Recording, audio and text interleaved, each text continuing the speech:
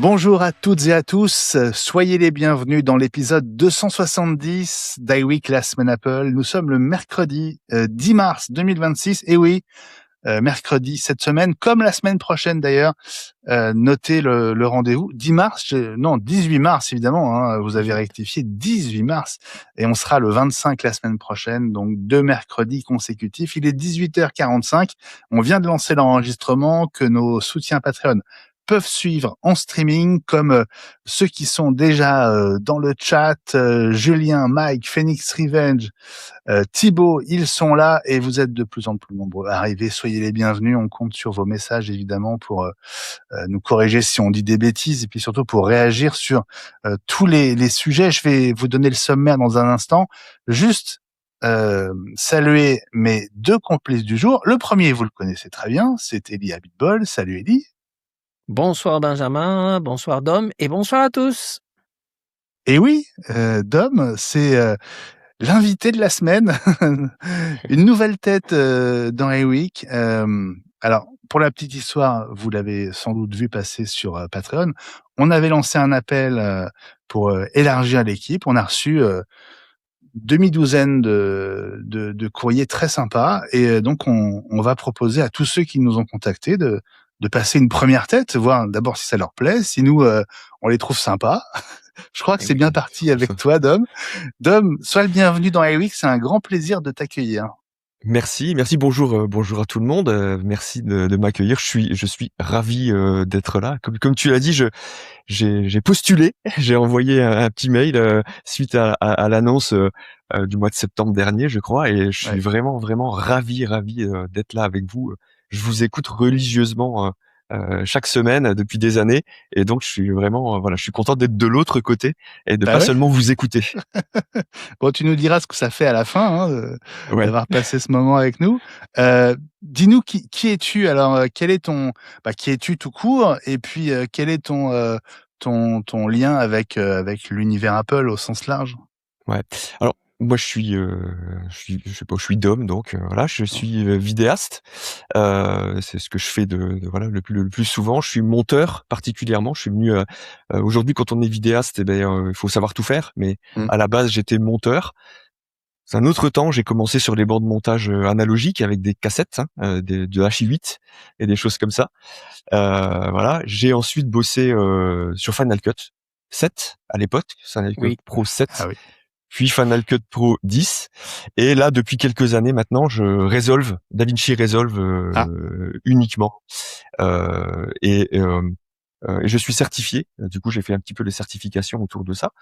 Voilà, je tiens la chaîne Edited Resolve 101 où j'explique un peu à tout le monde comment on utilise le Resolve et comment on devient monteur dans le Resolve, et je fais aussi des formations autour du Resolve. Je suis aussi formateur Resolve. Voilà. Voilà. Au-delà de ça, je suis un gros bidouilleur de domotique, avec Home Assistant particulièrement. Mais le lien avec Apple, c'est que je fais tout ça avec Apple. J'ai que du Apple en équipement à la maison, et que évidemment je fais remonter tout ça, toute ma domotique et tout dans HomeKit. J'ai dit HomeKit parce que c'est trop compliqué de dire Home, maison, voilà. Donc je dis HomeKit, et avec toutes les tout le plaisir et toutes les frustrations que ça peut nous apporter. Je pense que Eli en parle assez régulièrement, et donc voilà.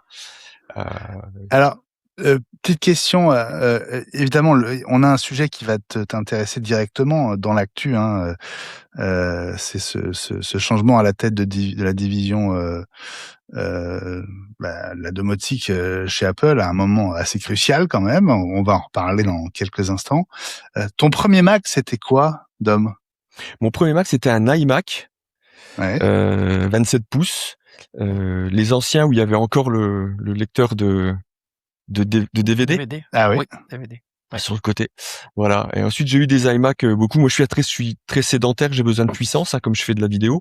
Et là, maintenant, c'est un Mac Studio. J'ai encore un M1 Max qui est très vaillant et qui fonctionne très très bien. Et Mac Studio Display, et un autre écran qui est calibré forcément pour la colo quand on fait du montage au-dessus. Ouais. Excellent. Eh ben écoute, tu as déjà le message de bienvenue de Julien dans le chat et puis celui de Mike que j'affiche à l'instant. Salut Didier et bienvenue à Dom. Didier, c'est l'un des fidèles du Ouais. chat, vous le connaissez, qui vient d'arriver, qui vient de nous rejoindre. Vous êtes en train d'écrire souvent votre premier message dans le chat. Vous allez pouvoir réagir à cette actu qu'on va dérouler ensemble pendant une grosse heure aujourd'hui. Alors, dans un instant, retour sur cette interview de Tim Cook. Alors, Tim Cook, il fait pas les choses à moitié. Il avait dit qu'il y aurait des célébrations pour le 50e anniversaire d'Apple. Ça a commencé 15 jours avant, donc on va en manger pendant 3 semaines, c'est sûr. Interview de Tim Cook dans laquelle il évoque notamment les rumeurs sur son départ à la retraite. Apparemment, c'est pas pour tout de suite, mais on va en reparler dans un instant. L'événement de la semaine, juste après, ce sera donc ce départ qui tombe à un moment crucial pour Apple. Vous savez qu'on attend la sortie de ce home domotique qui est en retard à cause du retard de Siri, etc. Eh bien, Brian Lynch, qui est le patron de la division, il en a eu marre d'attendre visiblement et il quitte Apple pour partir chez Oura, connu pour ses bagues connectées, ses bagues santé. Donc, on reviendra aussi évidemment sur ce départ, énième départ, on va dire, depuis plusieurs mois chez Apple. L'info de la semaine, une info Apple pur jus, c'est l'annonce surprise quand même. À un moment où on l'attendait pas, en tout cas, des AirPods Max 2. On verra si vraiment ça vaut la peine d'y passer et si ça vaut la peine d'upgrader ces AirPods Max si vous aviez craqué pour le premier modèle. Et puis on a un JT de la semaine assez fourni. On reviendra sur le 50e anniversaire d'Apple avec notamment à nouveau Tim Cook, mais cette fois sa visite en Chine. Et puis on reparlera notamment de l'iPhone 17e et de ces petites bidouilles qui peuvent rendre le MagSafe au 16e éventuellement. En tout cas, on sait désormais que c'est possible. On vous en parlera tout à l'heure. Alors, on démarre par notre retour sûr. Et Ellie, ce retour sûr, c'est cette interview de Tim Cook. Alors là, qui est sur tous les fronts. On l'a vu à New York il y a quelques heures. Il est désormais en Chine pour la suite des célébrations du 50e anniversaire. On en reparlera. Et puis Tim Cook, il donne des interviews à l'occasion de cet anniversaire. Et lors de ces interviews, notamment la dernière en date, il a notamment accepté de réagir aux rumeurs sur l'imminence de son départ à la retraite. Apparemment, c'est pas pour tout de suite. Eh bien non. Et d'ailleurs, comme disait quelqu'un de célèbre, les nouvelles de sa mise à la retraite ont été grandement exagérées, d'après lui. Voilà, il parle de rumeurs. Oui. Le mot est dans sa bouche, rumeur. Mais c'est lui-même qui avait dit il y a quelque temps qu'il ne se voyait pas CEO d'Apple 10 ans après. Donc depuis qu'il a dit ça, on approche de ces 10 ans dont lui-même avait parlé. C'est vrai. Mais peut-être qu'il s'amuse toujours. Alors beaucoup extrait une phrase de cette interview et en fond, on lui donne un sens sans doute beaucoup plus large que n'a cette phrase. Cette phrase, c'est « Je ne peux pas imaginer la vie sans Apple ». Beaucoup disent que ça veut dire qu'il n'est pas prêt de partir. Dom, alors, je sais pas si tu suis le feuilleton de la succession de Tim Cook. J'essaye Ouais. en tout cas. Si tu devais miser sur son départ à un moment, tu verrais ça cette année, dans plusieurs années. Est-ce que tu verrais ça à la fin du mandat de Donald Trump, par exemple, comme certains l'ont suggéré? Ouais. Qu'est-ce que tu en penses? Je pense qu'il y a plein de choses. C'est-à-dire que il y a le mandat donc de Donald Trump qui est fait qu'on s'est dit qu'il allait repousser sa retraite. Il y a le fait qu'il ait dit 10 ans. C'est lui qui a donné quelque part un tempo un peu comme ça, qui a lancé toutes les grandes rumeurs. En tout cas, j'ai l'impression.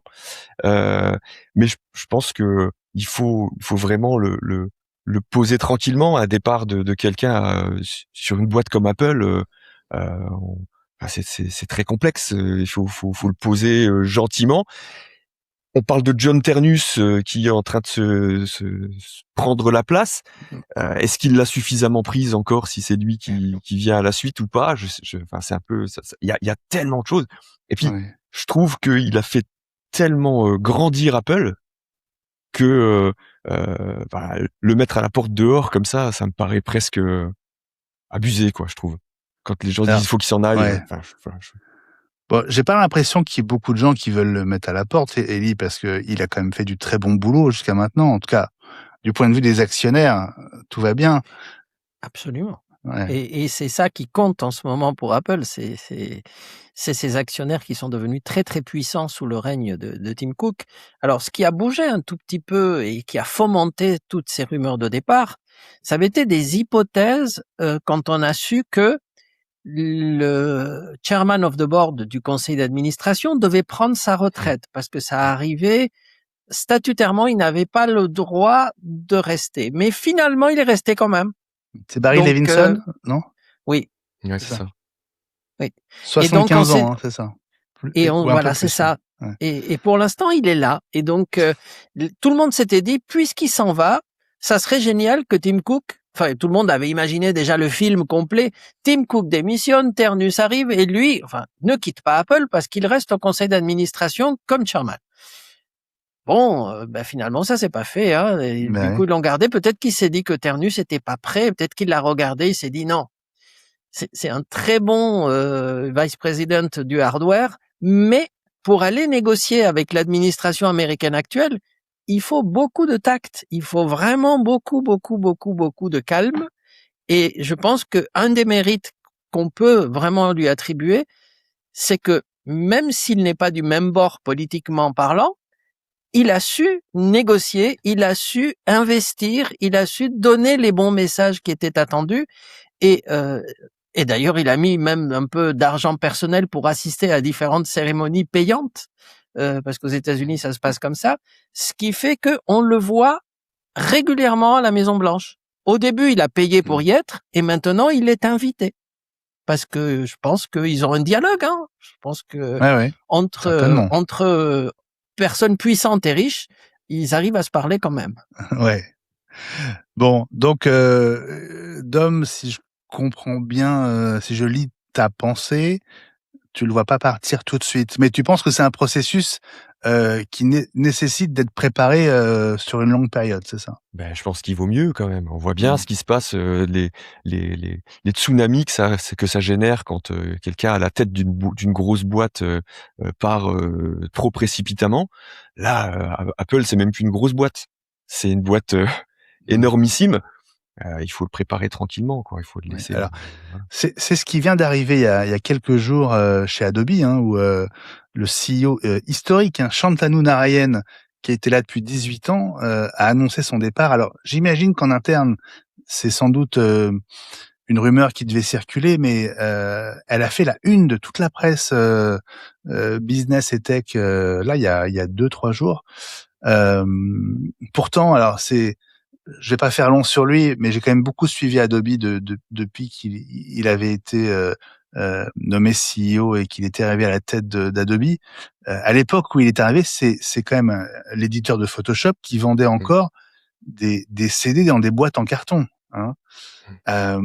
Il a évidemment fait passer Adobe à l'ère des achats dématérialisés, donc le cloud, etc. Et puis il a quand même assez bien négocié aussi le virage vers l'IA, puisque maintenant Firefly, l'IA générative d'Adobe, fait quand même partie des toutes meilleures. Il paye quand même sans doute un manque d'ambition, un manque de réussite par rapport à l'IA, et ça va tellement vite. C'est peut-être plus l'homme de la situation parce que il faut peut-être pour l'IA quelqu'un qui a 10 ou 15 ans de moins, au moins. Hein, Eli, qu'est-ce que tu en penses? Est-ce qu'il va se poser un problème de génération à propos de Tim Cook et de ces enjeux autour de l'IA qui deviennent des enjeux majeurs, y compris chez Apple maintenant?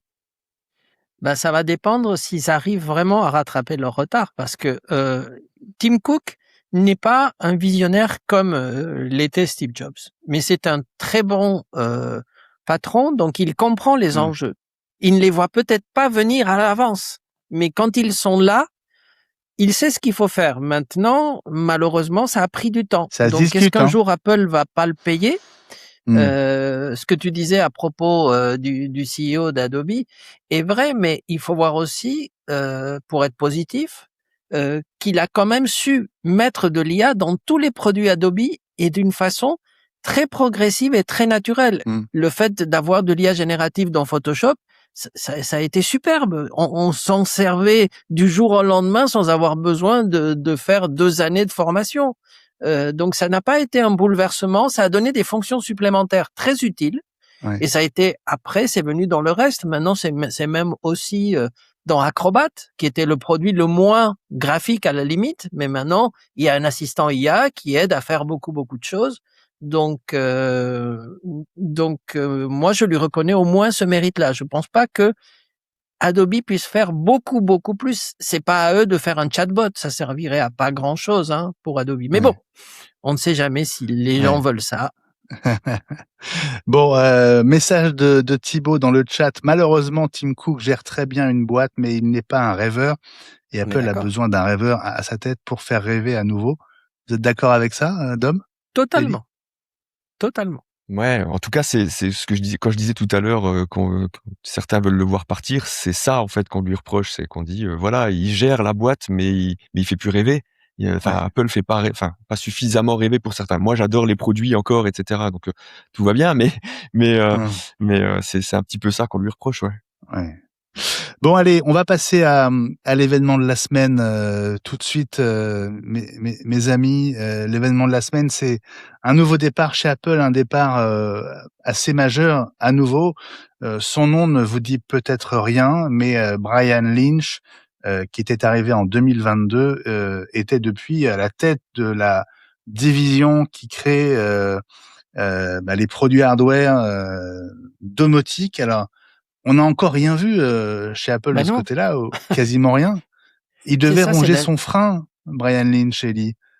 Ah, mais absolument, c'est que cette division-là, c'est la division fantôme chez Apple. C'est une division qui existe depuis des années, mais on ne voit rien sortir. Donc, c'est assez magique. Vrai. Et je pense que lui, qui est quand même bien placé, non seulement pour travailler sur la génération actuelle, qui est prête depuis des mois et des mois et des mois à sortir, et connaissant Apple depuis tellement longtemps, c'est-à-dire que lui, il a dû travailler aussi déjà sur la génération 2 et la génération 3. Et il doit se dire, si la 1 ne commence pas à sortir, il y a peu de chances qu'on voit sortir celle sur laquelle je suis en train de bosser et qui lui plaît. Donc, il a dû se dire, non, mais si on continue comme ça, jamais ça va sortir. Et il voit aussi, parce qu'il est en communication avec la division software, donc il voit les progrès du nouveau Siri.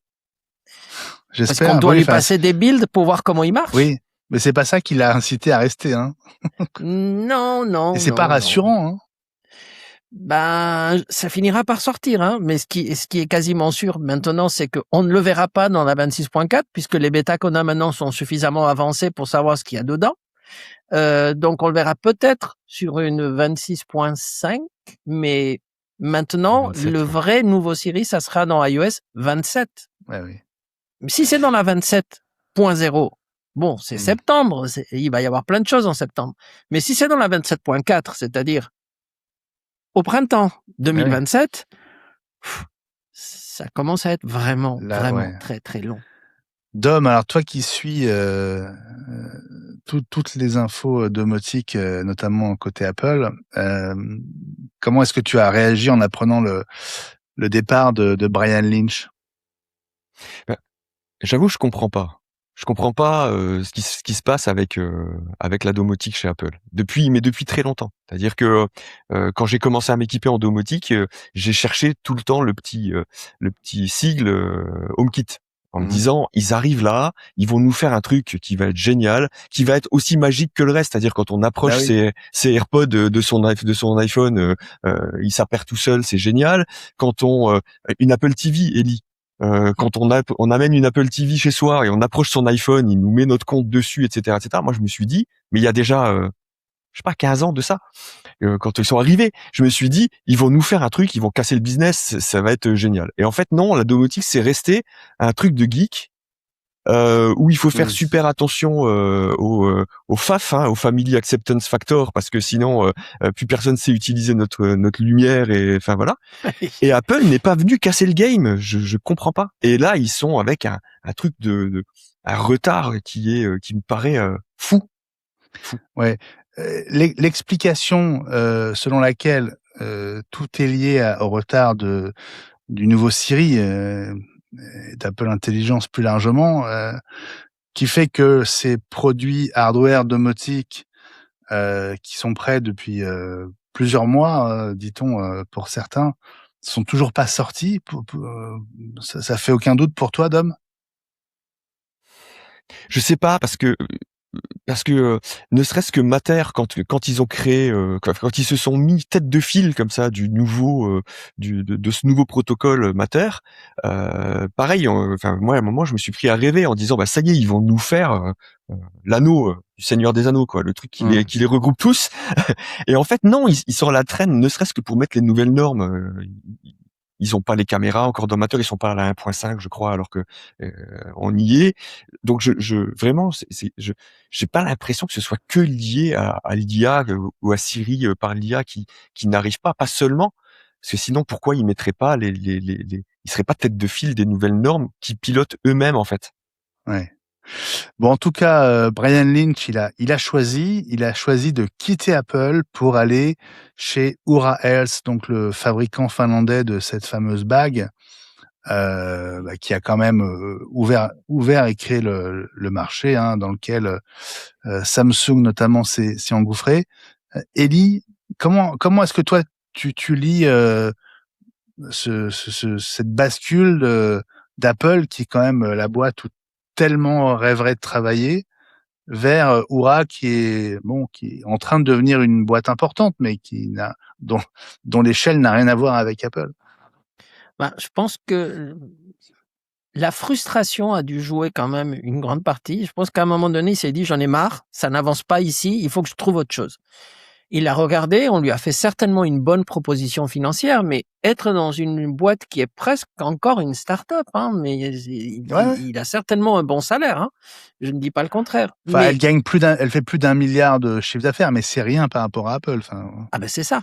Ouais. Et donc, il va faire un produit, il va améliorer, admettons, ou il va travailler à la 2e génération de bagues, mais il n'est pas dans une boîte où il va pouvoir faire les choses qu'il aurait pu faire avec Apple, parce que la division domotique d'Apple, on a commencé à parler beaucoup de robots, d'abord de petits robots de table, mais peut-être plus tard de robots de plus grande taille. Et si on écoute aujourd'hui les grands visionnaires de cette industrie, ou même les grands visionnaires tout court, il faut voir que aujourd'hui, un mec comme Elon Musk dit la robotique, c'est l'avenir de tout, c'est l'avenir de la boîte, c'est ce qui va donner en fait une richesse à l'humanité à cause des robots humanoïdes qui vont sortir, à tel point qu'il a même arrêté les 2 plus gros modèles, donc les plus chers de voitures qui sont produites par Tesla, pour transformer son usine en une usine qui va produire des robots. Donc c'est un pari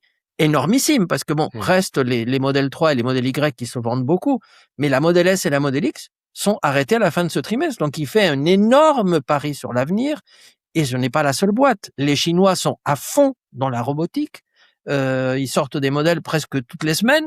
Donc Apple s'intéresse à ça, et c'est normal. Maintenant, s'ils mettent aussi longtemps à nous sortir ça que la domotique personnelle petite, je pense que le premier robot Apple, je suis même pas sûr que je le verrai moi, mais peut-être mes enfants ou mes petits-enfants. Donc on sait jamais. Bon, en tout cas, c'est quand même pas une bonne nouvelle. Personne n'est irremplaçable, il sera évidemment remplacé très très rapidement, mais on va dire que ça tombe mal, alors qu'Apple peine à sortir le nouveau Siri, peine à sortir ses nouveaux produits. Ça va lancer une nouvelle gamme de produits, Ellie, on est d'accord, quand ils vont arriver. Ouais. Oui, parce que bon, il y a les produits dont on ne peut pas parler aujourd'hui parce que j'ai lu dans le chat, il y a des produits dont on ne prononce pas le nom et qui sont prêts depuis longtemps. Mais on a aussi parlé de Il caméras. s'agit de l'Apple TV pour ceux qui n'ont pas compris la blague de Didier. Ça y est, on a figé. Dans le Mais chat. il m'a pas prévenu assez tôt, Didier et moi, on Didier. a figé là, on parle plus. Il m'a malheureusement laissé le temps de prononcer le mot interdit. Ouais, c'est ça. Non, mais il n'y avait pas que ça. Il devait y avoir aussi un petit robot de table. Il devait y avoir un HomePod Mini 2. Il devait y avoir une caméra d'intérieur avec de la vidéo sécurisée. Mais on va parler tout à l'heure d'une autre qui est déjà sortie en attendant qu'Apple sorte la sienne. Et on a même parlé d'un portier vidéo alors que ça existe chez plein d'autres fabricants, hein, chez Amazon, chez Aqara, etc. Est-ce qu'ils doivent y aller sur ce type de... Parce que du coup, ils sortent complètement de leur marché, quoi. C'est-à-dire que si on commence à faire des portiers, des serrures, des ampoules connectées, est-ce qu'il faut y aller?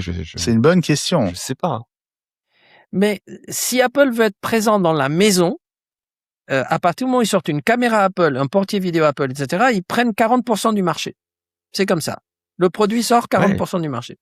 Ouais, mais on n'est pas fabricant de serrures connectées comme on est fabricant d'iPhone ou de Mac, quoi. Très juste. Ouais, très juste. C'est vrai.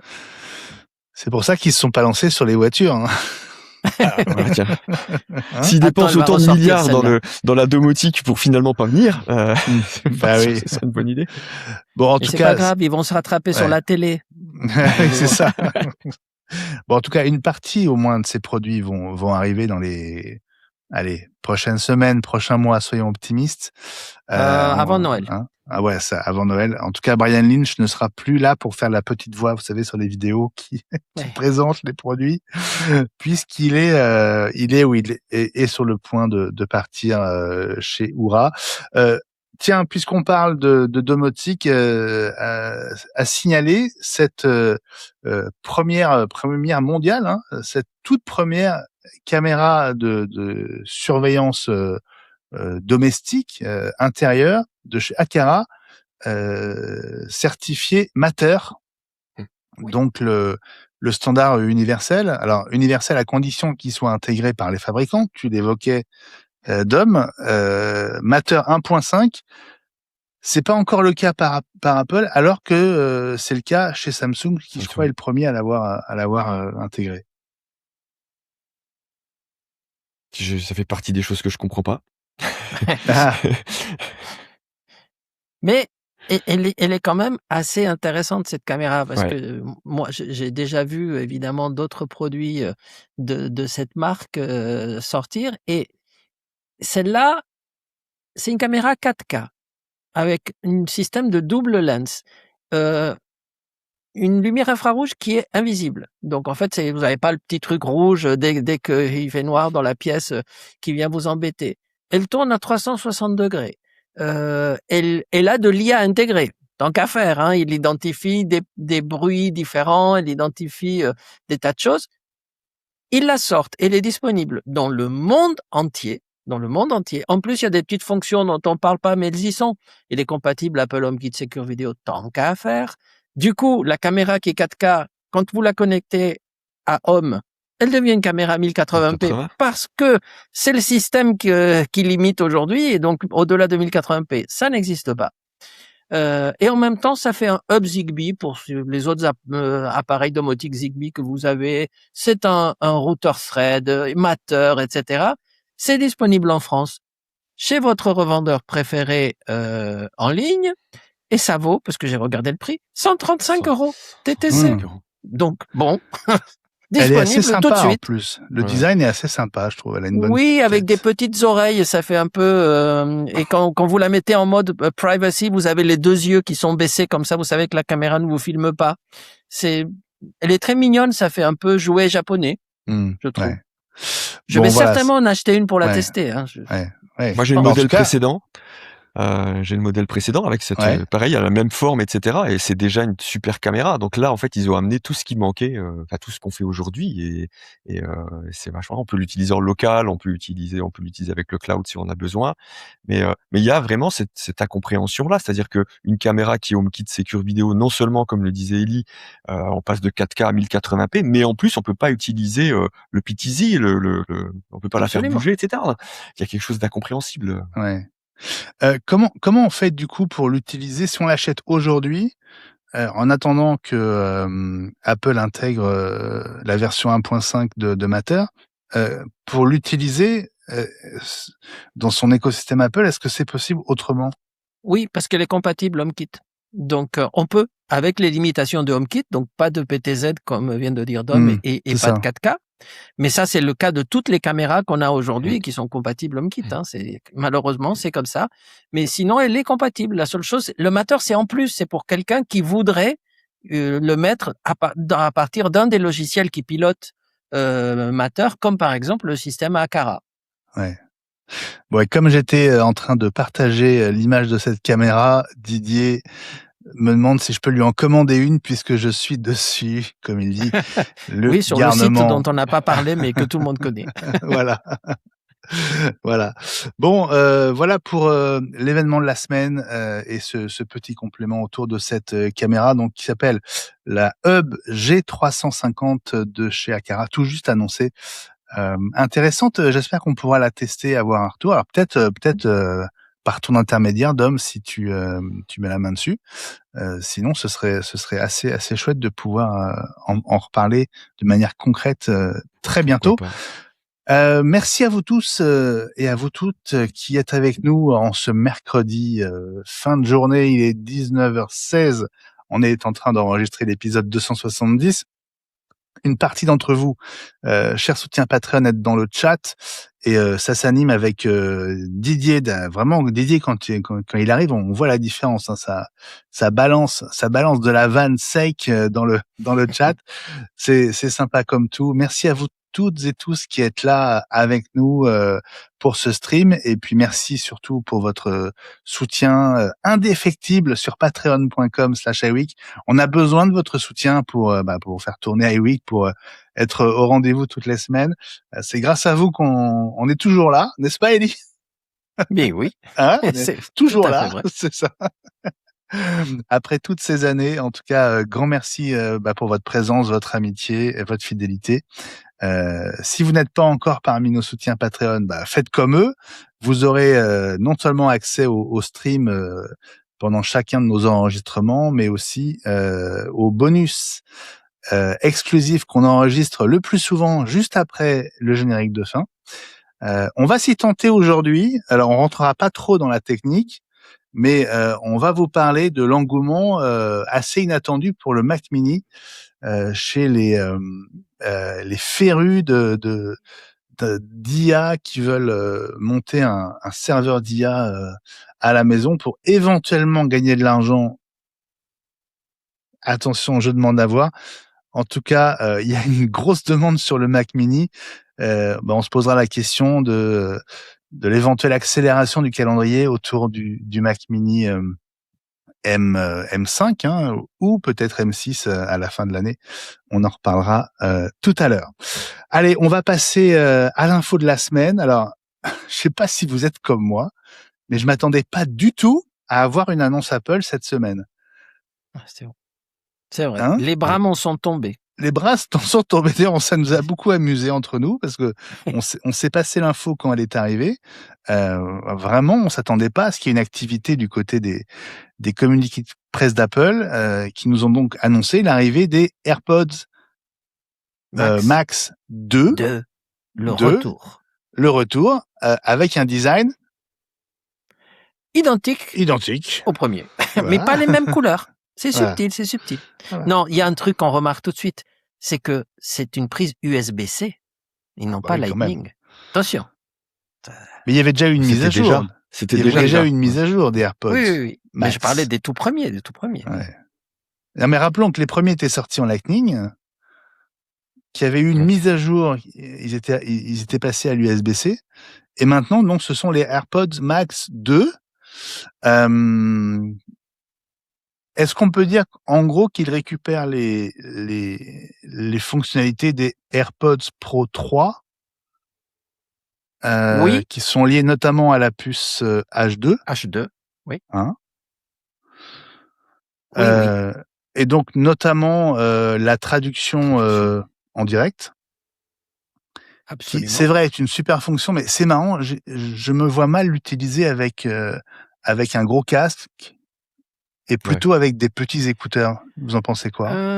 Ça dépend. Les utilisateurs d'AirPods Max, je suis bien placé pour le savoir parce que mon fils les utilise et il ne les changerait pour rien au monde et il attendait ça comme l'arrivée du Messie, quoi. Donc, quand j'ai vu, et je lui ai envoyé l'info en disant les AirPods Max sont sortis, je pense que lui, il a dû. Il a dormi devant l'Apple Store. Je pense qu'il les a déjà commandés. Hein. D'accord. Mais et lui, vraiment, il ne les changerait pour rien au monde.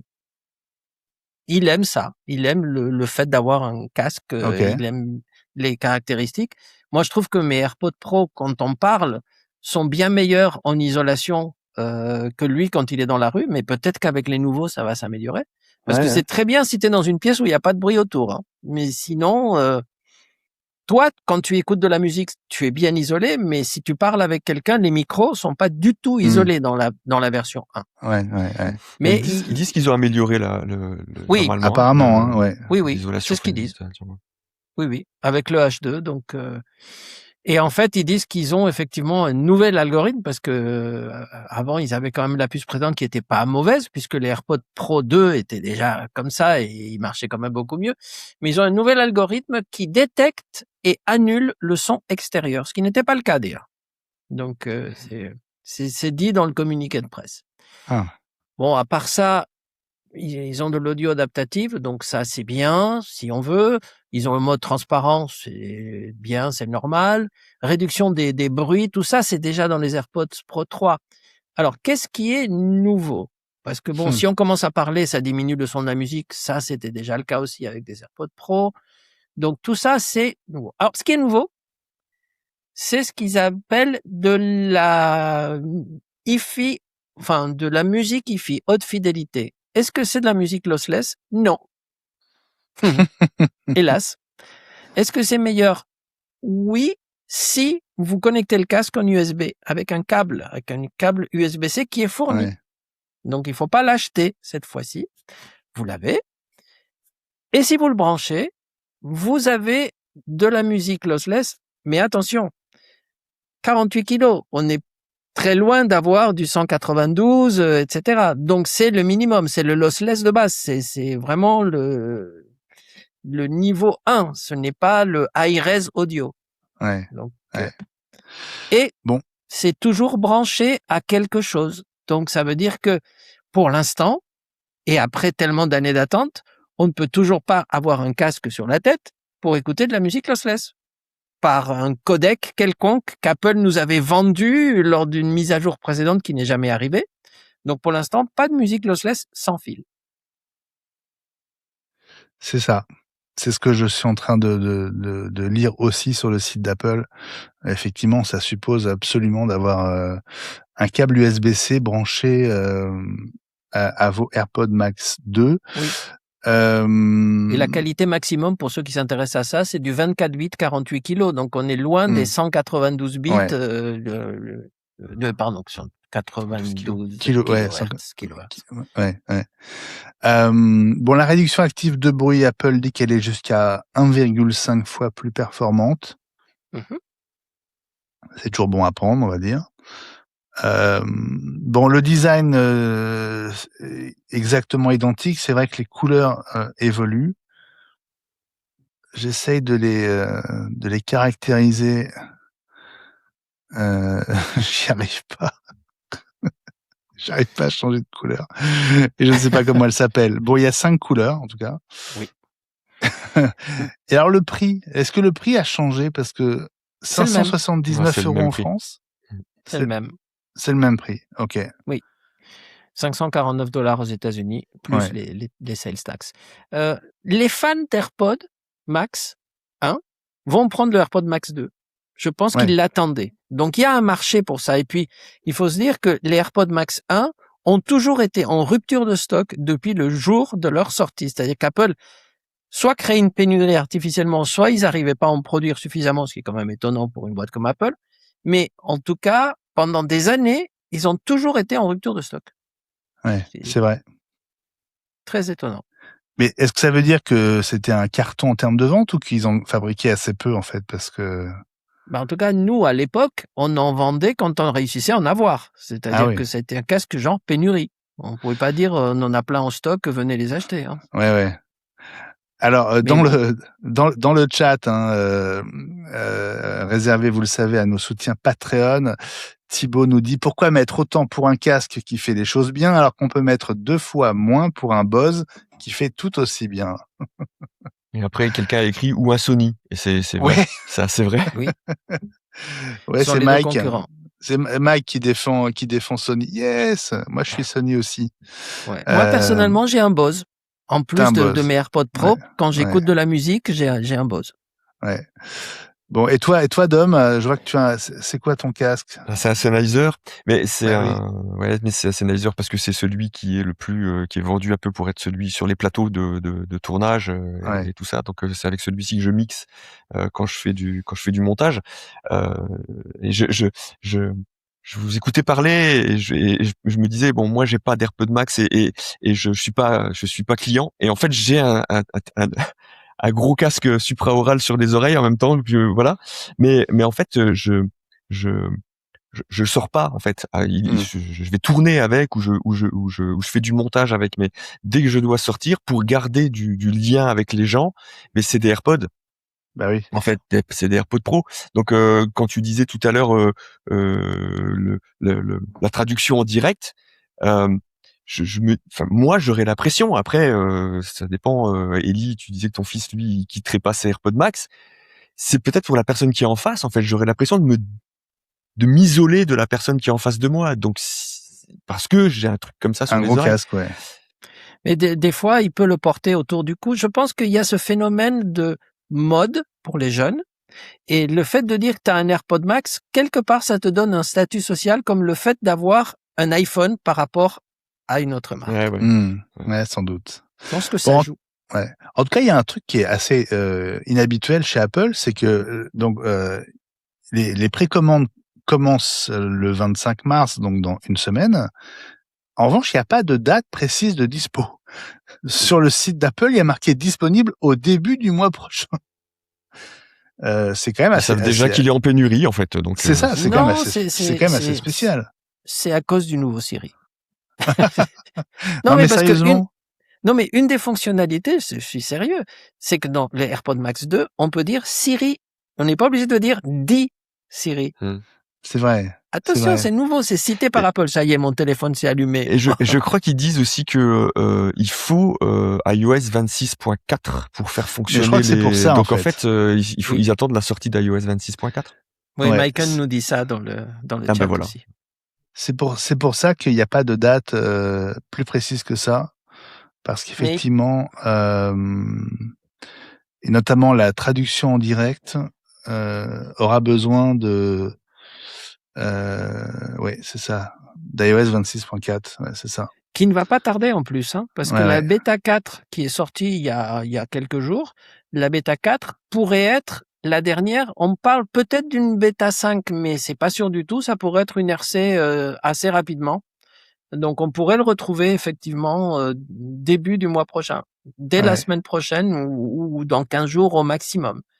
Alors une bonne question que pose Cult of Mac, c'est pourquoi Apple n'a pas attendu d'avoir une date précise ou que la 26.4 soit dispo pour annoncer cette vraie V2 des AirPods Max? Est-ce qu'on trouve une trace des AirPods Max dans la dernière bêta? Parce que les gens qui décortiquent les bêtas pour voir le support, ils se sont dit, tiens, on va les surprendre. On va le faire, avant de sortir la prochaine bêta. Ah, pour pas se faire griller l'annonce, c'est ça que tu veux dire. Ouais. La preuve, c'est qu'on en a parlé, et c'est vrai que c'est l'événement, c'est l'info de la semaine, parce qu'on a été tellement surpris que si on avait attendu que la 26.4 sorte, Ça n'aurait peut-être pas été l'info de la semaine, on l'aurait peut-être mis à la fin. C'est vrai. Non, c'est vrai. C'est vrai que ça a surpris tout le monde et un jour où il se passait pas grand-chose dans le monde Apple, et ben c'était quand même l'info du jour et en tout cas, c'est notre info de la semaine donc voilà, on avait quand même le devoir de vous parler de ces AirPods Max 2, même si pour nous, enfin pour moi c'est pas le produit de l'année, mais les AirPods Max ont leurs fans et voilà, c'est sans doute bon à prendre, surtout si on n'a pas encore craqué pour la première génération. C'est peut-être maintenant le moment pour vous de passer directement à la deuxième. Je vous propose de passer, les amis, au journal de la semaine. Alors on a beaucoup de choses à voir. On a un gros morceau autour du 50e anniversaire d'Apple. On a commencé à parler de Tim Cook tout à l'heure. On va en reparler dans un instant. Mais avant, je voudrais commencer par une info assez marrante. Je sais pas si vous avez vu, en fait, ces accessoires qui permettent de transformer des produits Apple d'aujourd'hui en des produits vintage Apple de l'époque des tout débuts et notamment les AirPods Pro 3. Est-ce que tu as vu ces images, Ellie? Oui, ça transforme ça en un petit accessoire de console d'il y a des années. J'ai vu la photo. Bah oui, c'est l'une des premières souris. Ah oui, parce qu'il y a plusieurs déclinaisons. Il y a une, ouais. Oui, c'est vrai, j'ai vu la photo aussi. Inspiré de la première souris Apple. Ça ressemble à la première souris Apple. Ouais. Alors, quand en fait, l'étui des AirPods Pro 3 est logé dans cette fausse souris, en fait, hein, qui ressemble vraiment de très près à la souris Apple. Il n'y a pas le logo Apple dessus. Non. Pour des questions évidentes de propriété intellectuelle, mais le résultat est assez réussi. Et d'ailleurs, en tout cas, la première souris Apple, oui, parce que cette première souris était iconique. Elle était bien, elle était filaire, certes, mais elle était très belle. Ils l'ont pas fait avec la dernière Magic Mouse qu'on est obligé de mettre sur le dos pour pouvoir l'embrocher, la charger, pardon. Donc ça, ils ont pas osé. La Magic Turtle. Ouais, c'est ça. Bon, c'est Spigen, hein, une marque que vous connaissez peut-être, qui propose ce produit. J'arrive pas à trouver son nom en fait dans l'article de Macworld. J'ai l'impression. Alors c'est une gamme qui s'appelle Classic LS. Qui propose notamment cette copie de souris. Alors c'est la souris quoi du Macintosh. Du premier Mac, non, le 128K, j'ai l'impression, non? Qui a inspiré de, hein. En tout cas, j'ai l'impression. Filaire, ça fait quelques années qu'il y en a plus. Hein. Ouais. J'ai l'impression. Il y a Mike dans le chat qui dit qu'ils avaient sorti aussi un support pour Apple Watch. Alors il dit en forme d'iMac. Moi j'en avais vu un aussi en forme de tout vieux, un Mac 2, je crois, ou un Apple II. Vraiment, avec la couleur sable beige de l'époque. C'était sympa aussi. Je pense que c'est un peu. Puis il y a aussi.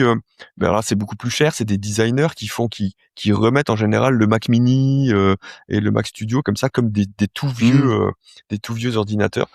C'est un peu à la mode, quoi. C'est sympa. Ouais, c'est vrai. On en avait parlé il y a quelques semaines de ces tout petits comme des avatars, hein, des Mac. Suite des news autour des 50 ans d'Apple. Vous savez que le 50e anniversaire, ce sera le 1er avril, donc c'est encore dans un peu moins de 2 semaines. Hein, donc on sent qu'Apple a lancé ses célébrations. Alors, vous avez sans doute vu les images du concert de Alicia Keys à Grand Central à New York, la célèbre gare, hein, qui est en plein centre de Manhattan, ce hall iconique qui a servi à tellement de films hollywoodiens et dans lequel Apple avait d'ailleurs déjà monté un événement autour de Sévrance il y a quelques mois. Vous vous en souvenez d'ailleurs de cet événement autour de Sévrance à Grand Central? No. Vous vous souvenez pas? Oui, ils avaient fait un cube transparent. Exactement, un cube en plexiglas dans lequel il y avait le décor, enfin un bout de décor de Sévrance, et les acteurs de la série ont passé plusieurs heures à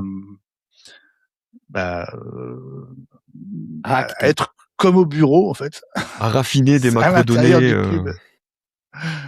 C'était assez marrant. Les voyageurs du coup qui passaient par la gare et qui étaient pas au courant tombaient sur les acteurs de la série à 2 mètres d'eux dans un cube en plexiglas, quoi. C'était assez sympa. Là, il y a quelques jours, donc c'est un concert qui a vraiment rempli ce hall magnifique de Grand Central avec Alicia Keys. Alicia Keys, c'est quand même une artiste qui participe régulièrement aux événements Apple. Oui. Elle fait partie des amis de la maison. Et donc Tim Cook évidemment assistait au concert à New York. Et puis on le retrouve alors sans transition. Hein, il a dû prendre l'avion directement, j'imagine, pour la Chine, qui est pas tout près quand on parle de New York. Et donc il s'est retrouvé à l'Apple Store de Chengdu pour continuer à célébrer cet anniversaire avec un autre concert. Cette fois d'un artiste que je connais pas, qui s'appelle Chris Lee. Mais qui doit être très connu en Chine. Dont le nom chinois est Lee Yun-shun. Voilà. Vous le connaissez peut-être. Voilà. Donc le ton est donné. Ça veut dire qu'on va avoir droit à 15 jours de surprises, en fait. Hein. On un les peu a partout déjà, à travers le monde. Ouais. Parce que depuis cette annonce, figure-toi que Tim Cook a déjà changé de pays. Maintenant, il est en Corée. Bon, c'est pas très loin.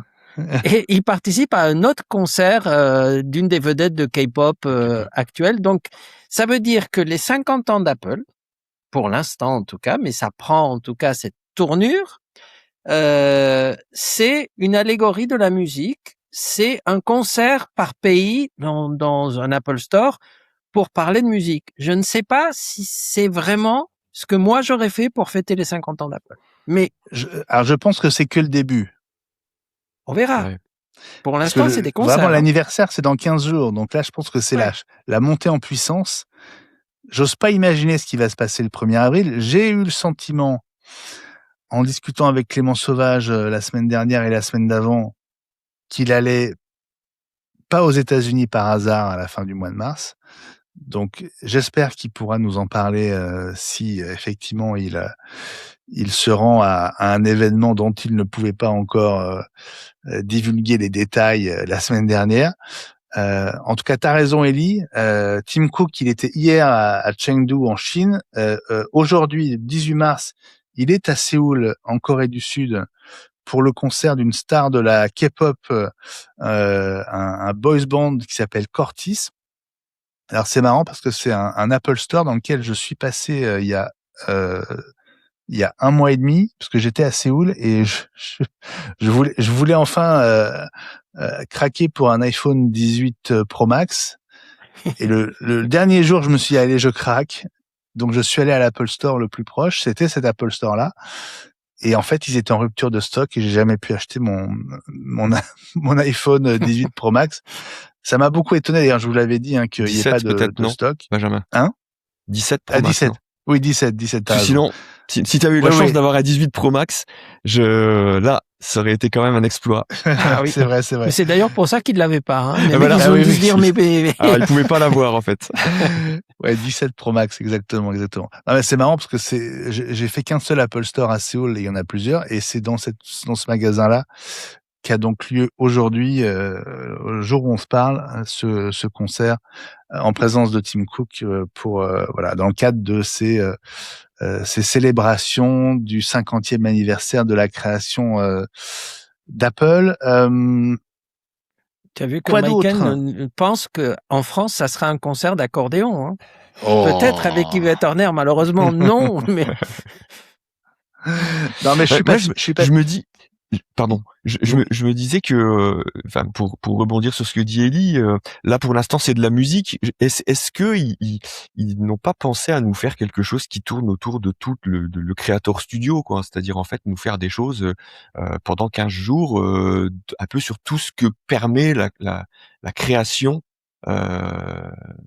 avec le matériel Apple, où on peut avoir des choses un peu qui vont nous mettre plein la vue au niveau image, j'espère aussi, puisqu'on a quand même Final Cut Pro qui est là-dedans. Enfin, voilà, je me prends à rêver un peu de choses comme ça. Là, ils ont juste fait un petit un petit communiqué en disant que le concert d'Alicia Keys, il avait été mis en valeur filmé par des iPhone 17 Pro, évidemment. Ouais. Oui. Mais c'est tout. Mais c'est pas grand chose, quoi. Ouais. Alors pour vous dire que Grand Central, c'est un endroit mythique. Thibaut dans le chat nous dit: j'ai demandé en mariage en décembre ma nana à Grand Central. Bravo Thibaut. Bah, Très écoute, bien. toutes nos félicitations. Super. Bravo, excellent choix. On espère qu'elle a dit oui. Je pense que s'il a retenu juste la demande en mariage, c'est qu'il a ça a dû fonctionner. Il précise dans le chat, oui, elle m'a demandé si j'étais sûr. Oui. Et Thibaut, alors puisque Thibaut, on est sur le sujet de 17 Pro, etc. Thibaut dans le chat me demande quel est l'intérêt pour moi d'acheter un Pro. En fait, moi, je fais beaucoup de vidéos avec mes iPhones, enfin mon iPhone. Donc si j'achète un Pro Max, un Pro, c'est avant tout pour m'en servir comme d'une caméra, mon cher Thibaut. Et donc les codecs. Hein? Les codecs, le ProRes RAW, l'enregistrement sur un SSD externe, etc., etc. Exactement. Donc c'est pour ça. C'est-à-dire que tu ajoutes, tu demandes si un non pro n'est pas suffisant en qualité d'image. Oui et non, mais pour les quelques raisons que vient d'énumérer Dom, en fait, non. J'ai vraiment besoin des modèles pro. Et notamment la caméra avant a beaucoup progressé depuis mon 15 Pro Max, puisque je n'ai qu'un 15 Pro Max, et j'ai très très envie d'ajouter un deuxième iPhone plus récent en fait à mon dispositif. Donc voilà pourquoi je lorgne du côté du 17 Pro et pas du 18 Pro, comme tu as bien fait de rectifier Dom. Mais le 18 Pro sera mieux, hein, Benjamin. Oui, Elie. Hein? Le 18 Pro sera mieux, hein. Ah, mais certainement. Alors, dans les bizarreries, vous savez qu'Apple régulièrement déclare d'anciens produits obsolètes. Et vous avez vu quel est le dernier produit, le plus récent, à être devenu obsolète? Je suis sûr que vous n'auriez pas parié sur celui-là, parce que il est tellement vous auriez pensé qu'il l'était déjà. Bah, il est Elie. très très vieux. Hein. Non, j'aurais vraiment jamais trouvé celui-là. Hein. Incroyable. Si je me trompe pas, c'est l'iPhone 5. L'iPhone 5. C'était le premier iPhone Lightning. Voilà. Ouais. Et jusqu'à aujourd'hui, jusqu'à hier, il n'était pas obsolète. Obsolète, ça veut dire quoi, Il y en avait d'autres qui étaient déjà obsolètes, non? Des plus récents. Des plus récents. Ouais, bien sûr. Bien sûr. Ça veut dire quoi obsolète chez Apple, Elie? Ça veut dire qu'il n'y a plus de pièces du tout et que quoi qu'il se passe, cet iPhone ne sera pas réparé. Si jamais il y avait quelqu'un qui voulait le réparer, moi par exemple, j'ai un iPhone 1, le tout premier iPhone, et l'écran est un peu cassé. Je peux pas, à part trouver dans un des sites de pièces, le faire réparer ou changer son écran. Bon, il sert pas à grand chose, mais bon, en plus, celui-là, c'était un modèle américain, donc pas utilisable en France du tout. Sauf bidouille. Oui. Il a traîné tellement longtemps, depuis tellement d'années sur une étagère qu'il finit par se casser. Ouais. Alors, vous le savez, début juin, si ça se confirme, Apple devrait proposer la version 2026 de sa conférence mondiale des développeurs, la WWDC, la DubDub, c'est son surnom. Eh bien, on sent qu'Apple commence à préparer le terrain, puisque on a vu apparaître sur LinkedIn un compte à Apple Developer, donc qui vient d'ouvrir, et puis sur, on va dire, l'équivalent chinois de YouTube, à savoir la plateforme Bilibili, aussi un compte Apple Developer, qui ont chacun publié 32 vidéos dédiées aux développeurs. Voilà, comme une sorte de petit tour de chauffe avant la WDC du mois de juin. On n'a pas encore les dates, on n'a pas encore la confirmation, on n'a pas encore le coup d'envoi des inscriptions pour le fameux tirage au sort, vous savez, qui permet à alors je veux pas dire de bêtises, combien, 1000, 2000, 3000, quelque chose comme Je ça, sais pas. développeurs donc qui postulent pour venir à l'Apple Park sur une journée. Donc tirage au sort qui leur permet de s'offrir le voyage et de s'offrir l'hôtel, etc. Oui. À leurs frais de venir à l'Apple Park une journée. Il y a C'est des assez centaines, magique, hein. il y a des C'est centaines de milliers de demandes. Il y a je crois même plusieurs millions de demandes chaque Oui, année. il y a plusieurs millions. Voilà. Et Vous savez que c'est j'ai une été tiré au occasion. sort 2 fois de suite, hein, de manière totalement aléatoire. Oui, ça vraiment. Hein, n'est-ce pas? Oui, moi j'avais participé aussi, mais j'ai moins de chance que toi. Ça n'a pas marché. Pourquoi Non. est-ce que tu as besoin de préciser que c'est de manière totalement aléatoire? Parce qu'on pourrait se dire que c'est comme je suis iWeek, machin, mais au contraire, Ouais, au contraire. Bah ouais.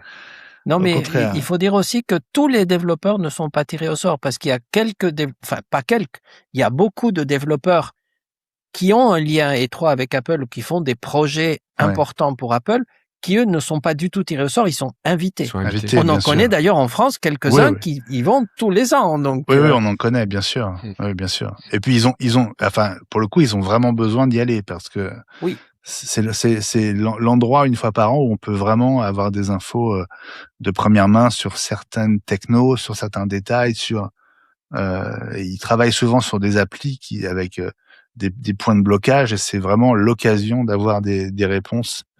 Donc voilà, on sait de qui il s'agit et ils seront sans doute à l'Apple Park à nouveau au mois de juin. Ça nous permettra sans doute d'avoir des nouvelles très très fraîches de leur part et en direct de là-bas quand les dates seront confirmées. Sauf si nous sommes tirés au sort, hein. On ne sait jamais, on n'est pas à l'abri. Tu vas postuler, Ellie? Bien sûr que oui. C'est vrai? Oui. Alors, si t'es Pour le tiré au sort, plaisir. tu y vas? Ah ben bien sûr. Ah, Ah ben oui. On fera un live, forcément. ah bah oui. Ça devrait pas tarder, hein. L'année dernière, je crois que c'était avant la fin du mois de mars, hein, l'ouverture de la loterie. Donc en gros, c'est une fenêtre d'une semaine pendant laquelle tous ceux qui ont un compte développeur Apple peuvent postuler pour le tirage au sort. Ça ne coûte rien. Et puis une semaine plus tard, le tirage au sort a lieu et en quelques minutes, Apple prévient par mail tous ceux qui ont été tirés au sort. Donc reçoivent un mail en disant bravo, welcome. Après, il n'y a plus qu'à payer son billet d'avion, son hôtel, etc. et y aller. Mais c'est vrai que c'est une expérience assez inoubliable, je veux dire. Et j'ai eu une chance folle, moi, d'être tiré au sort 2 années de suite. Donc, je suis pas sûr que ça arrive à nouveau, mais j'essaierai, en tout cas, j'essaierai. Faut tenter. Ça coûte pas cher. Tenter ne coûte pas cher. C'est d'y aller qui coûte Ouais, c'est plus ça. cher. Et d'ailleurs, Bon, tous ceux qui ont été tirés au sort ont tenté leur chance. oui, c'est sûr. C'est comme au loto. C'est sûr. C'est sûr. Allez, on va terminer ce JT de la semaine par une nouvelle qui vient de chez Samsung. Alors moi, qui m'a quand même beaucoup surprise parce que ça a été un des smartphones dont on a le plus parlé il y a 15 jours au Mobile World Congress à Barcelone. C'est le fameux Trifold, ce smartphone pliant de Samsung, pliant avec 3 écrans et donc 2 plis. Hein, il s'ouvre et il fait un vrai format équivalent tablette. Inutilisable. J'ai vu des photos, c'était inutilisable le truc. Alors, c'est pour le fait de dire que ça se déplie, mais bon, franchement. C'est un peu épais. Alors, vendu 2899 $ hors taxe aux US. La nouvelle, l'info, c'est que Samsung arrête sa commercialisation alors qu'elle a commencé il y a à peine 2 mois. Enfin, ça fera pas 3 mois. Et en fait, la raison numéro 1, c'est que ce produit n'a jamais vraiment été un produit commercial à grande échelle. Et visiblement, la hausse des coûts des composants, de la mémoire et du stockage fait que lapsus, Samsung perd de l'argent avec chaque exemplaire vendu, même à ce prix-là, 2899 $. Et donc, Samsung préfère arrêter de le commercialiser. Ça ne veut pas dire qu'il n'y aura pas un Trifold 2 l'année prochaine qui sera peut-être optimisé et qui leur coûtera moins cher. Mais là, ils arrêtent l'expérience en tout cas temporairement. Qu'est-ce que ça dit du marché des pliants à votre avis, et est-ce que Apple doit en tirer une leçon par rapport à son propre projet qui doit être dévoilé en septembre si tout va bien? Dom, qu'est-ce que t'en penses? Je, je suis partagé. Je vous écoute toutes les semaines parler du client. Euh, euh, j'ai envie de l'avoir en main, en fait, parce que je l'ai comme ça. Lequel? Euh, L'iPhone ou le ouais, Trifold? ouais, iPhone. non, l'iPhone. Samsung, c'est plus fort que moi, mais j'ai pas envie de les avoir en main. C'est comme ça. Ouais. Mais, euh, mais, euh, mais ouais, parce que j'arrive pas trop à comprendre. C'est-à-dire que j'aime bien moi l'idée des dernières rumeurs de format assez carré une fois qu'on l'a ouvert, parce que je me dis c'est peut-être la meilleure chose pour pouvoir mettre plusieurs applis et en les voyant bien. J'ai jamais trop compris vraiment les choses qui sont vraiment très allongées, parce que finalement quand on veut scroller, ben il faut le mettre dans l'autre sens, parce que C'est ça. ça fonctionne pas. Enfin voilà. Donc je trouve ça plutôt intéressant. Euh, Maintenant, Trifold, oui, pourquoi en fait? J'ai envie de dire, qu'est-ce que ça apporte de particulier? Parce qu'une fois qu'il est refermé, en fait, il y a 2 écrans. Oui, mais moi, le problème que j'ai depuis le début avec les smartphones pliants euh, en, en format vertical, c'est que quand on les ouvre, on a un carré en fait. Or, le format de la vidéo, c'est plutôt le 16/9. Donc, on va se retrouver avec des films qui ont des bandes noires, Mmh. sauf à zoomer dans l'image. Dans ce cas-là, on perd de chaque De tous côté. les côtés. Ouais. Voilà. Donc, le fait d'avoir le trifold, ça fait que en fait, le téléphone replié représente un tiers de la largeur de l'écran déplié. Et donc, quand tu ouvres les deux écrans, tu te retrouves avec un format qui est très proche d'un format cinéma, un format 16/9, d'une tablette en fait. Voilà. Donc c'est un ratio qui correspond beaucoup plus à mon usage, peut-être au tien aussi en tant que vidéaste d'ailleurs. Ouais, enfin, je trouve que le ratio actuel du smartphone, c'est Mmh. celui-ci qui correspond le mieux. C'est-à-dire qu'en fait, Oui. on l'a à la verticale quand on scrolle, et puis on le met à l'horizontale quand on veut l'avoir en format Mmh. 16:9, quoi. Donc pour moi, aujourd'hui, c'est pour ça que j'ai dit, j'ai besoin de l'avoir en main et de comprendre vraiment à quoi il va servir, parce que comme ça, là, moi, sur la vidéo, clairement, c'est le meilleur ratio, hein. Il suffit de Ouais, le ouais. tourner, quoi. OK. Elie, toi, t'étais assez chaud sur le design qu'on a vu passer la semaine dernière, hein? Oui, parce que le fait d'avoir baissé effectivement la taille donc verticale de l'appareil fait que quand on va l'ouvrir, la bande noire dont tu as parlé et qui est vraie sera plus réduite que si Mmh. ça avait été Mmh. un modèle genre Samsung. Ah oui. Maintenant, à quel niveau, ça on le saura lorsqu'on aura un prototype qui marche. Mais effectivement, la question que je me suis posée depuis qu'on a eu ces rumeurs, depuis qu'on a vu les maquettes imprimées en 3D, c'est ça a l'air d'être la taille idéale parce qu'en même temps, c'est un iPhone avec un écran correspondant à un iPhone mini, comme il en a existé pendant 2 années, ce qui est assez Mmh. pratique, hein. Au départ, on avait parlé d'un 5 pouces 3, mais les dernières rumeurs disent 5 pouces 5, en fait, hein. Donc, en Mmh. fait, ça semble être stabilisé autour du 5 pouces 5.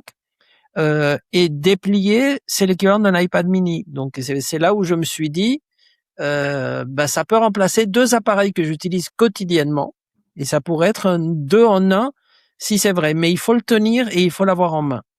Et j'ai vu les vidéos, mais voir une vidéo, c'est quelque chose, l'avoir en main, c'est une autre. Et donc, évidemment, ça poserait un problème important qui est de dire, le jour où il est annoncé, soit tu le commandes tout de suite et tu le découvres après, Ouais.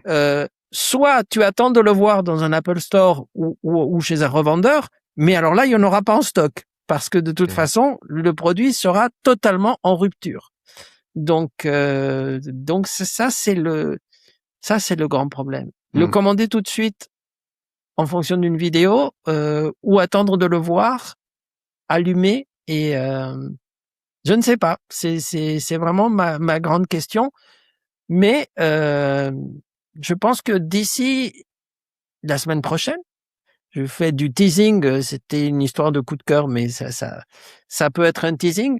D'ici la semaine prochaine, j'espère pouvoir vous en parler plus en détail. Non pas que j'aurai un prototype fonctionnel, mais je pense que d'ici la semaine prochaine, j'aurai une de ces maquettes 3D qu'on a vues en vidéo entre les mains, et je pourrais vous dire ce que ça fait de le tenir, de l'ouvrir sans pouvoir voir l'image, mais je pourrais vous le montrer à l'écran. Excellent. Ah bah écoute, voilà, c'était mon teasing de coup de cœur à l'avance, mais puisqu'on a parlé du sujet, bah oui. donc venez la semaine prochaine. Je dis ça à tous ceux qui nous écoutent et qui nous regardent. Si vous voulez voir entre mes mains et surtout les premières impressions de ce que donnerait un Fold en vrai. Excellent. Bon, écoute, j'ai hâte alors. Écoute, moi aussi, je ne l'ai pas en ce moment. Sinon, écoute, pour te dire, UPS étant UPS, que nous adorons, le produit devait être livré ce matin avant midi. Et il ne sera livré que demain ou après-demain. Et ben voilà. Donc, bon. On avait eu la primeur, c'est dommage. Et oui, la semaine prochaine. Bah oui. Ce sera encore avant l'annonce officielle, donc tout va bien. Oui, on sera encore dans les temps. Quelques mois d'avance. Après, il y a aussi, je trouve, une question c'est en effet le format, et Ellie le dit très bien, d'avoir un iPhone mini dans un sens, un iPad mini dans l'autre sens, c'est assez génial. Après, de la manière dont Apple fait ses gammes d'iPhone, on a parlé tout à l'heure de pourquoi prendre un Pro. C'est parce que en fait, il y a le bloc photo, il y a les codecs, il y a toutes ces choses-là. On les a pas dans ces modèles-là. Dans l'iPhone Air, il y en a pas. Voilà. Et très certainement, il y aura pas dans. Il y a 2 caméras arrière, pas 3. Voilà. Ça, c'est sûr. Voilà. Donc, on n'aura pas ces choses-là. Mais les 2 caméras sont des caméras 48 mégapixels. Donc, ça sera, une s'appelle Super, l'autre, mais donc, il y aura pas quand même le téléobjectif qu'il y a dans un Pro, puisque je pense que c'est le téléobjectif qui est sacrifié dans cette histoire. Souvent. Et, dans les dernières infos, parce que c'est vraiment une question dont personne n'avait parlé et que je me suis posé, j'ai fini par avoir la réponse à force de chercher, c'est qu'il sera quand même compatible MagSafe, parce qu'une des choses, c'est est-ce que tu vas pouvoir le poser dans la voiture ou de le poser sur ta table de chevet. Eh bien oui, a priori, il est MagSafe, c'est confirmé. Bon. Enfin, c'est confirmé pour un produit non annoncé. Hein, donc, ouais, c'est ça. Bon, la semaine prochaine, entre tes mains. Hein. Oui, j'espère. Voilà, on verra. Allez, on va presque se dire au revoir dans un instant, mais je vous pose la question traditionnelle de fin d'épisode. Peut-être un coup de cœur, un carton, voilà, une découverte à partager avec celles et ceux qui nous écoutent ou qui nous regardent. Dom, allez, je vais te laisser quelques instants. Tu as peut-être un soft, un accessoire, une trouvaille pour nous. Je te laisse y réfléchir quelques instants. Ellie, non, puisque je viens de vous en parler. Bah donc... oui. Voilà, peut-être que tu peux, en tout cas, me donner la contradiction sur une nouvelle qui est pas une très bonne nouvelle pour les clients de Starlink, notamment en France, puisque Starlink nous fait une petite blague là. Pour le même prix, on a un débit divisé par 2. Qu'est-ce qui se passe? Ils ont besoin d'argent, je sais pas. Je t'avoue que j'ai vu ça, mais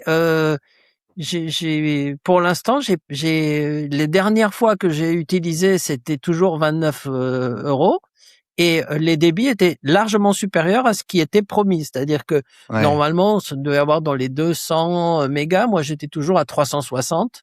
Donc, j'ai pas eu de notification officielle disant que le prix allait augmenter. Donc, alors, mais s'ils le disent. Très concrètement, moi j'ai un abonnement Starlink dans le sud, donc alors il coûte 1 euro moins cher, mais pour 1 euro de moins, on a un débit divisé par 2, et ça c'est quand même une mauvaise nouvelle. Hein. Donc ce forfait qui est le forfait intermédiaire désormais, qui s'appelle désormais le forfait résidentiel 200 mégabits seconde, passe de 40 à 39 euros par mois, mais on a un débit divisé par 2. À 29 euros, vous avez un forfait à 100 mégabits seconde, et vous avez donc désormais le nouveau forfait résidentiel max, qui lui est à 59 euros par mois, Donc toujours avec des données illimitées, mais un débit alors qui doit être plus proche des 400 mégabits seconde, j'imagine, qui était le débit initial du forfait résidentiel, plus ce que Starlink appelle le kit mini pour les voyages. Alors le kit mini, enfin le Starlink mini, c'était quelque chose Ouais. de mobile, donc mais avec un débit beaucoup plus réduit puisque ça rentrait dans un sac à dos et donc avec Mais c'est l'antenne une plus deuxième petite. antenne. Oui, c'est une deuxième qui est fournie. C'est une Donc, deuxième antenne, c'est ça, ouais. oui, Toute petite. oui, oui. Enfin, oui. Oui, avec un débit de l'ordre de 100 mégas. Mais moi, pourtant, j'ai un résidentiel light et la dernière fois que je l'ai utilisé, je pourrais le réessayer dès demain matin. J'avais un débit qui était de 360 mégas, hein, donc et j'ai D'accord. jamais été coupé parce qu'ils disent données limitées, mais non, moi j'ai jamais eu de coupure. Bon, je Toi, l'utilise pas Dom, tous les ouais, jours parce que pour moi c'est un backup en fait aujourd'hui. ouais, C'est-à-dire que quand tu as même 360 mégas, ce qui est largement suffisant pour la plupart des cas, mais qu'à côté tu as 8 gigas dans la fibre, bah 8 gigas c'est 8 gigas, hein, donc c'est comme ça. sûr. Dom, toi, tu es en fibre du côté de Metz, ouais. Ouais, j'ai la fibre chez Free là. Ouais. Oui. J'étais chez Orange avant et là je suis chez Free maintenant et Ouais. ça fonctionne plutôt pas mal. Ouais, t'es en ville, donc t'as pas besoin de Starlink. Non. Bon, bah, écoute, tant mieux. Avec une spécificité un petit peu chez nous, c'est que en Moselle, on a souvent des régies. En fait, c'est pas EDF qui nous donne l'électricité. On a des régies et donc en fait, avant que la fibre arrive, parce que c'est pareil, c'est-à-dire qu'en fait, c'est souvent la régie d'électricité qui mettait le câble. Ouais. Donc avant que la fibre arrive, il s'est passé un petit peu de temps, mais maintenant qu'elle est là, Nickel. ça va bien. Quoi. Voilà. Bon, super. Sauf quand quelqu'un la coupe. Mais ouais. ce qui m'est arrivé. Ouais. Moi. Ouais. Bon.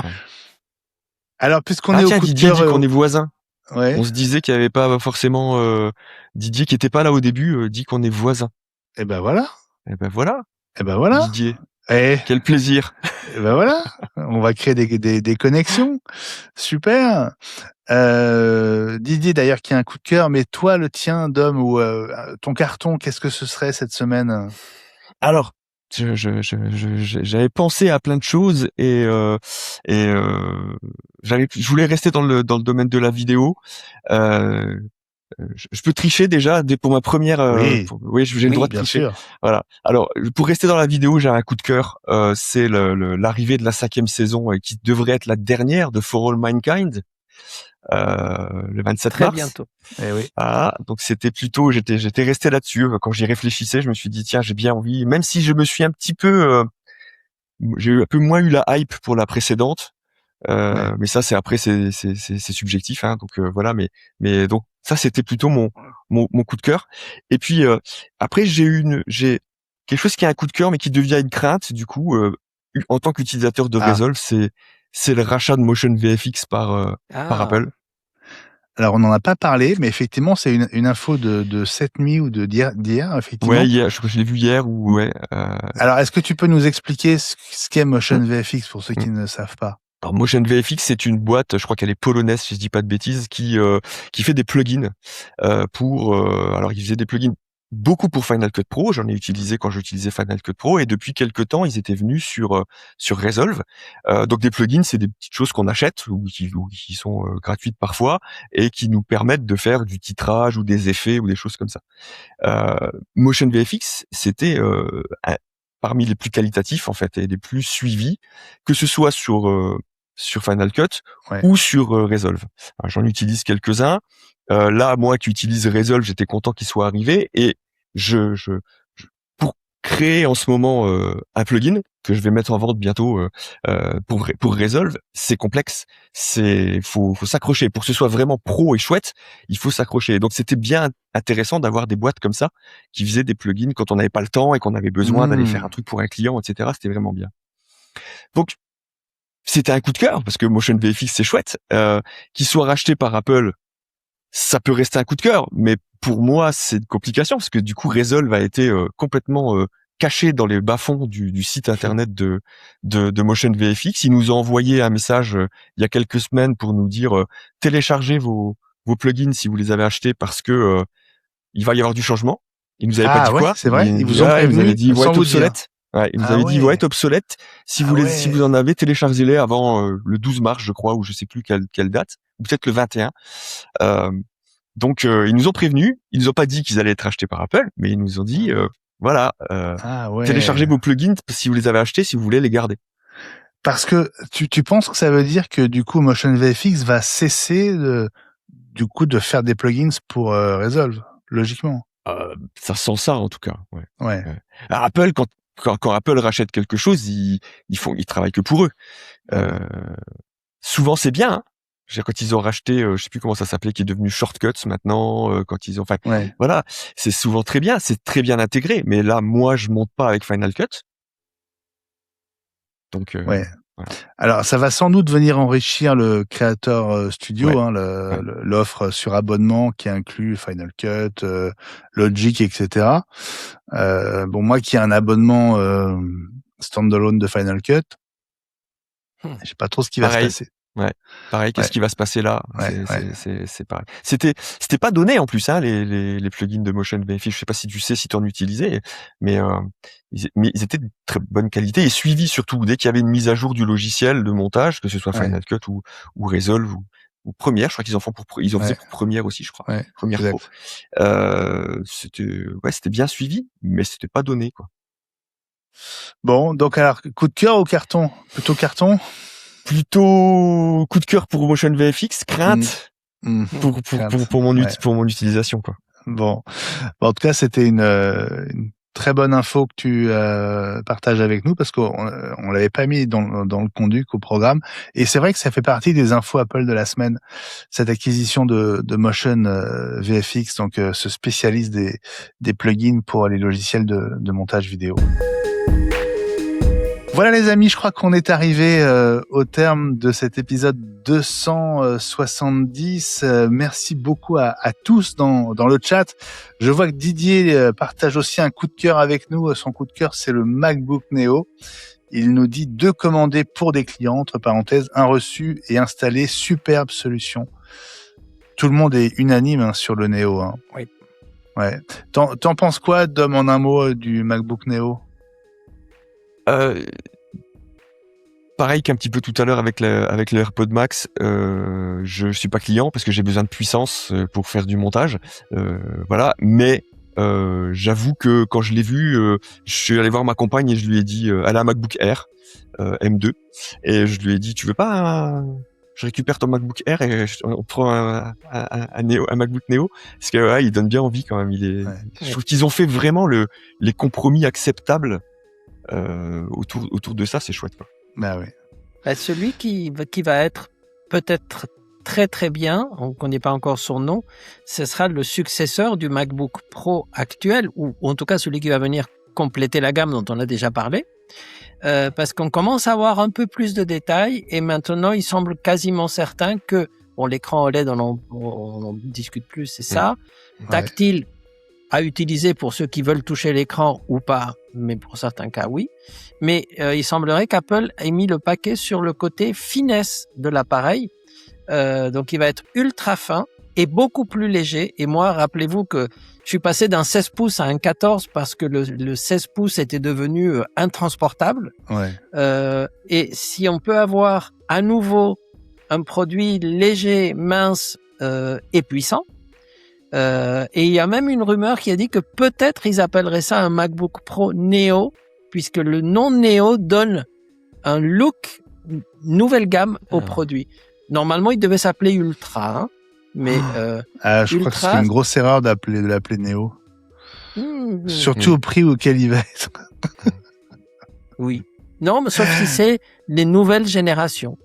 Ouais. Parce que Ultra, ça voudrait dire aussi, est-ce qu'on met un processeur Ultra d'office dans une machine plus légère et je ne sais pas s'il rentre en dissipation thermique. Donc on verra, mais en tout cas, celui-là me donnerait envie de changer et de repasser sur un nouveau Pro.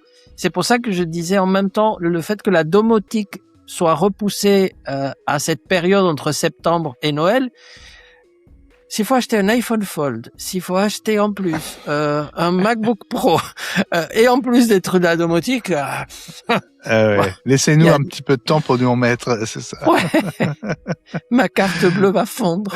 C'est ça. Bon, en tout cas, merci à toutes et à tous dans le chat, mais aussi à vous deux. Ellie, toujours un plaisir de passer ce moment avec toi. Plaisir partagé. À la semaine prochaine, j'espère, ce serait J'espère, chouette. il y aura Hein des choses à montrer. Ah oui, bien sûr, n'est-ce pas? Et puis Dom, alors c'était une très belle rencontre, très heureux de t'avoir accueilli et on a passé Ellie, on a passé un super moment. Hein. Super moment. Eh ben, merci. Moi, j'ai adoré. J'espère que j'ai pas fait trop de tunnels, que je suis pas passé à côté des choses essentielles. Mais c'était vraiment un vrai plaisir d'échanger avec vous. C'est super agréable de pas seulement vous écouter et de pouvoir vous répondre. C'est génial. Ah, c'est super. Écoute, plaisir partagé. On te dit à très bientôt dans Ewick. Maintenant, tu connais le chemin, donc. Attention, faut pas me dire trop ça, parce que si la porte est ouverte, je rentre à chaque fois. Et dis-nous, si on veut te joindre pour tes formations Resolve et oui. tous tes talents de monteur, est-ce qu'il y a une adresse, un site Alors, mais il y a les réseaux sociaux, hein, c'est Edited, particulièrement. Je l'ai écrit là dans mon nom, donc on le voit bien. Tu peux les appeler pour ceux qui sont pas devant l'image. C'est Edited, donc c'est ED'-ITED. Voilà, Edited, parce que Edited, monté en anglais, voilà. Ouais. Voilà, Resolve 101, c'est le nom de la chaîne. Resolve 101 en fait, Resolve 101 101. Ouais. Voilà. On me trouve comme ça. J'ai un site web qui s'appelle edited.website. Voilà, on peut aussi me contacter à partir de là. Et puis, je l'ai pas dit, mais j'ai écrit un livre aussi sur débuter en montage vidéo. Il est disponible sur Apple Books et sur Amazon Kindle, pour ne pas les citer. Voilà, ça s'appelle Débuter en montage vidéo et c'est sous-titré de Pourquoi monter mes images de vacances à Et si je devenais monteur. Donc voilà, donc vous pouvez aussi aller le récupérer là et me contacter avec plaisir. Je suis là et voilà, on peut faire du Resolve ensemble. Eh ben génial. Grand merci Dom pour ta fidélité. C'était un super chouette moment avec toi. À bientôt, très bientôt dans Ewick. Si vous êtes parmi nos soutiens Patreon, ne partez pas parce que on reste ensemble pour une petite rallonge. C'est juste après le générique. On reste ensemble pour le bonus consacré au Mac Mini et à toutes ces nouvelles choses qu'on fait avec et qui explique son succès impressionnant en ce moment. À la semaine prochaine et à tout de suite pour le bonus. Salut à tous. Bye bye. Au revoir. Salut.